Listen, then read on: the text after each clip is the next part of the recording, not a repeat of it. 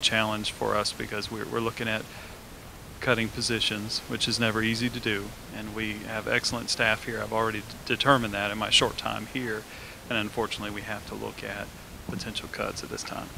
I know it's frustrating when you don't get firm numbers from Richmond and you have to anticipate county budget-wise, but are you keeping some flexibility in this budget so that you can react? We are, just like we talked about in the meeting, that when we get the final numbers, we'll have to take a look and see what needs to be restored. But in fairness to our staff, we need to notify people well in advance so that they're not taken by surprise.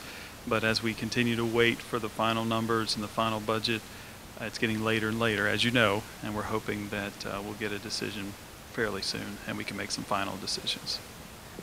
Things like transportation and safety don't always stick out in a parent's mind when they think about their son or daughter sitting in a classroom. They tend to think about the books and the teachers, but that's really making up a big part of this budget.